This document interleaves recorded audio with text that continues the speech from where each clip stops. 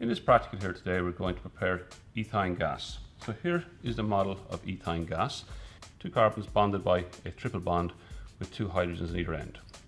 So in order to prepare ethane gas, you need the apparatus here I have in front of me, a Buchner flask with a dropping funnel and a Drechsel head into a collecting jar. So first of all, in order to do this practical, look at the chemicals. The solids we're going to make the ethane gas out of is calcium carbide, which I'll be putting into the Buchner flask, and I'm going to be putting deionized water in here into the dropping funnel. And then when you're preparing ethane gas, there's a lot of impurities. So in order to remove that impurities, you need acidified copper sulfate. So I have my copper sulfate mixed with sulfuric acid in this solution here. I'll be adding this into the Drechsel bottle. And I'm going to pour the copper sulfate into my Drechsel bottle, roughly 3/4 filled.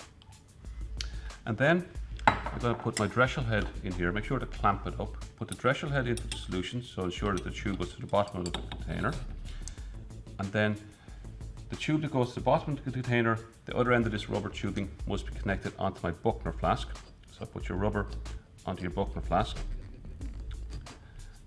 And now we've got all the apparatus complete. So, addition of chemicals. Into the container, the Buchner flask, I'm going to put my calcium carbide.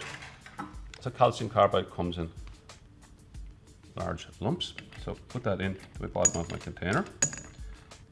Again, it doesn't really matter how much you add in, approximately 20 or 30 grams. And put our funnel back onto the top of the container. And I'm using deionized water. So here I have a beaker of deionized water.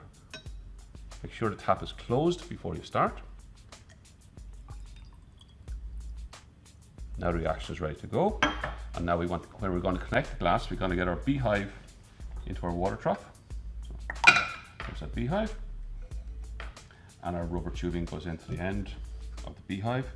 And the gas is going to come out of our beehive and be connected in our glass jars.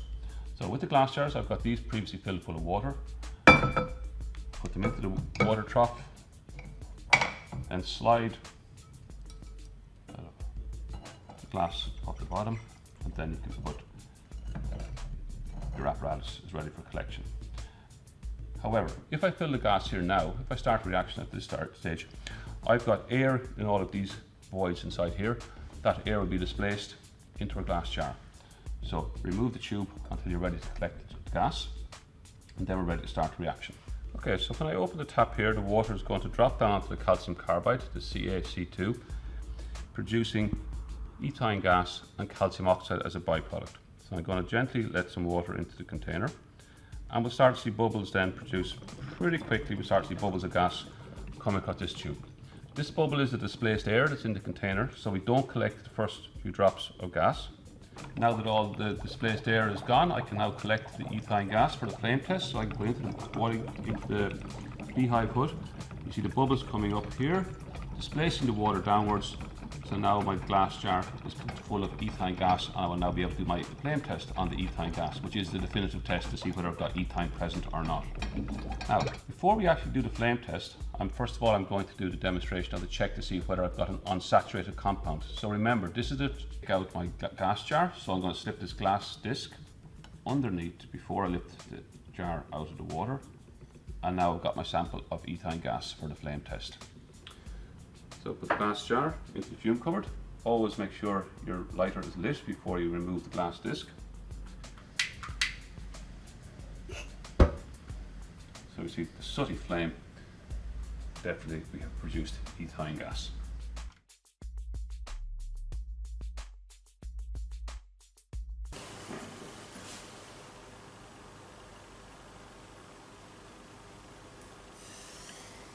Đấy, phản ứng xảy ra rất là nhanh chóng nút công nhận và nháy lại để ký sinh ra sụp sang tay trái của cồn. Vâng, phản ứng xảy ra rất là mạnh liệt đồng hồ. Các bạn chú ý này. Đấy, như vậy cái màu nó bắt vàng vào rất là nhanh chóng.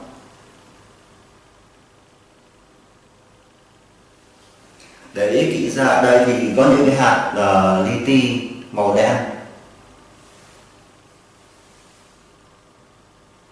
Ở dưới đáy ống nghiệm có những hạt li ti màu đen thì đây chính là MnO2 sinh ra. và phản ứng xảy ra ở đây là C2H2 này cộng KMNO4 này cộng nước này thì tạo ra là C2H2O4 cộng với MnO2